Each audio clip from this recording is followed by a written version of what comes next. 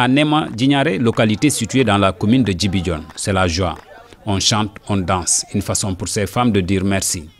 Car l'arrivée du projet financé par l'Union européenne dans le maraîchage au niveau du village avait suscité beaucoup d'espoir chez les populations quant à la résolution de l'insécurité alimentaire et la lutte contre la pauvreté. Avant, on passait beaucoup de temps à puiser. Aujourd'hui, l'Union européenne nous met en place ce kit solaire. Le travail est devenu plus rapide. On puise dans les bassins et on arrose facilement. Vous avez vu comment ça a marché ici. Après de durs travaux, de durs labeurs, on est arrivé à ce stade-là.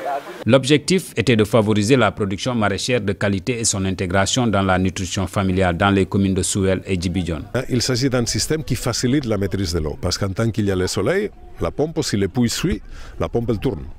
Donc ce qu'on a fait, c'est pour avantager justement cette maîtrise de l'eau, on a duplié, si vous faites attention, on a duplié le nombre de bassins récepteurs. Donc avant il y avait 4 bassins par hectare, maintenant on a passé à 8 bassins par hectare. Pourquoi? Parce que ça permet à la pompe de tourner en permanence. Grâce à des équipements mis en place par l'Union européenne, c'est une véritable révolution agricole qui s'est opérée dans cette partie d'Ifoni. Aujourd'hui, la production maraîchère a atteint des niveaux jamais égalés dans chaque bloc villageois. Voici le fruit de notre labeur. Nous remercions vraiment l'Union européenne. Chaque jour, on récolte. Une partie va dans la consommation, l'autre est vendue. Comme vous voyez, ce n'est pas de mauvais produits, pas du tout. Ce sont de belles carottes.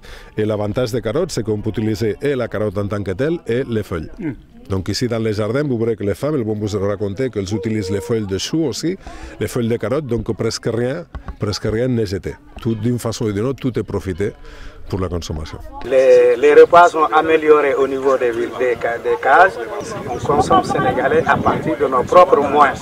On a vraiment eu et on a vu au niveau de vie plus ou moins élevé au niveau social. Les femmes vraiment, elles se débrouillent pas mal. Ici, les femmes ont produit plusieurs variétés de spéculation.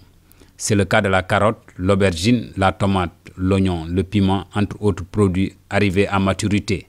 Pour en arriver là, un travail quotidien était nécessaire pour la satisfaction des plantes en eau. Oignon. Première phase, 3 arrosoirs pour le matin, 3 arrosoirs pour le soir.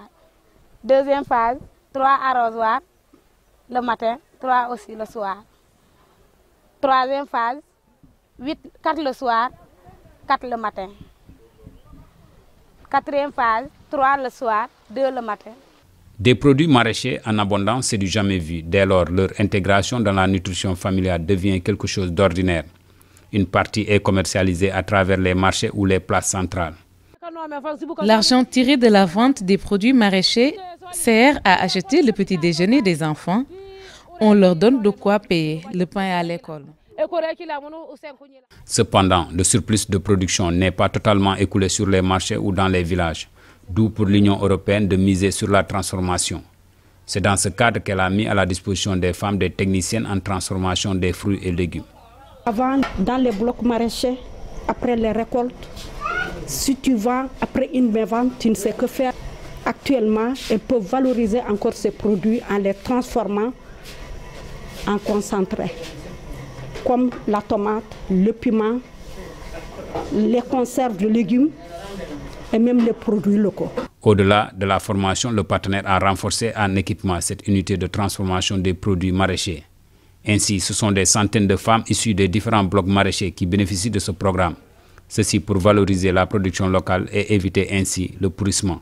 240 femmes que nous allons former. Nous allons former 240 femmes en 12 séances, soit 20 femmes par séance. 20 femmes nous former. Une fois transformées, ce sont les femmes qui les rachètent durant les périodes creuses pour les intégrer à la nutrition familiale.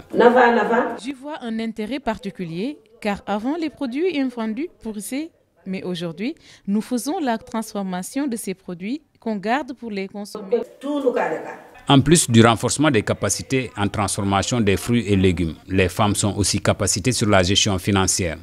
Cependant, le faible niveau d'alphabétisation rend un peu la tâche difficile. Je peux dire que dans l'ensemble, la formation est réussie. Peut-être là où ça ne va pas très bien, c'est là où le niveau des femmes est très bas. Et le cahier de caisse est en français. Une fois de plus, ce projet de l'Union européenne a démontré qu'il est possible de lutter contre la pauvreté à travers des actions autour d'un projet, comme la mise en place de blocs maraîchers, Ce pari réussi a comme conséquence directe la baisse drastique de l'exode rural des femmes et surtout des jeunes dans les communes de Souel et Djibidjon.